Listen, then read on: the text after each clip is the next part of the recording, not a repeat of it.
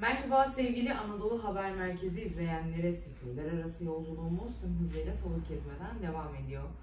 Bugün sizlere Ankara'nın Balgat-Çankaya ilçesinden sesleniyoruz. Doğu Türkistan Uygur Türkleri Yardımlaşma ve Dayanışma Derneği'nin konuğuyuz. Yanımızda dernek başkanımız Sayın Abdülveli Buğrahan bulunmakta. Bakalım bize sunduğu hizmetler hakkında ne tür bilgiler aktaracak. Merhabalar. Merhabalar, iyisiniz. Öncelikle Evet. Doğu Türkistan'ın sesi olduğunuz için teşekkür ediyorum. Allah razı olsun diyorum. Biz teşekkür ediyoruz. İlk önce sizi biraz tanıyabilir miyiz? Doğu Türkistan Uygur Türkleri Yardımlaşma ve Dayanışma Derneği kimdir? Bu Doğu Türkistan yani Uygur Türkleri Yardımlaşma Derneği bu uluslararası bir dernek.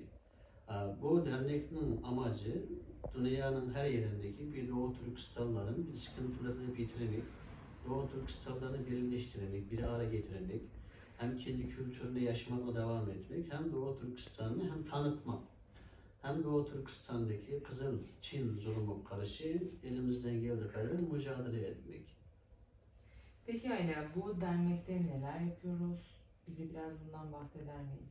Evet, bizim dernek kurma amacımız, önce söylediğim gibi zaten Doğu Türkistan'daki yani zulümlerini, oradaki işkencelerini, oradaki soykırımını tüm dünyaya duyurmak için yani gerçek resmi bir dernek adına hareket edilmemizi rica edildiği için biz dernek kurduk.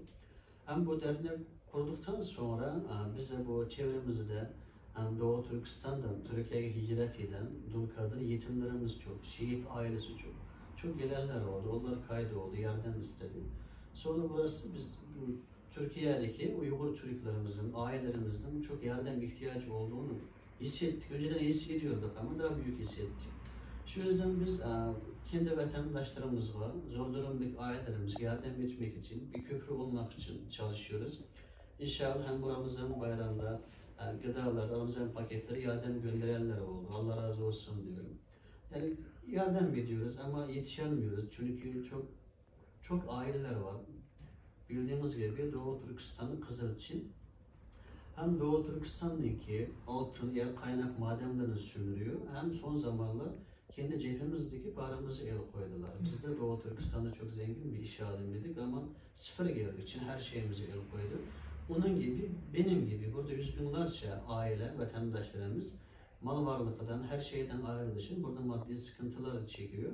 Ama biz maddi olarak destek alamadığı için maalesef yetişemiyoruz. Vatandaşlarımız çok zor durumda. Bunların durumlarının iyileşmesi için mücadele ediyoruz. Hem Doğu Türkistan kültürü, Doğu Türkistan çok kültürü zengin bir devlet. Yani medeniyeti zengin bir devlet, tarihli bir devlet. Doğu Türkistan olmadan Türk İslam tarihini yazmak mümkün değil yani. Atalarımız da zaten 70 Malazgirt'ten giriş yaptı. Asya Türkistan topraklarından geldi. Yani şu yüzden biz burada tarihimizi, kültürümüzü, hem bugünümüzü anlatmak için uğraşıyoruz. Ama bazı maddi sıkıntıdan dolayı zayıf kalıyoruz. Çünkü burada çok fotoğraflar olması lazım. Doğu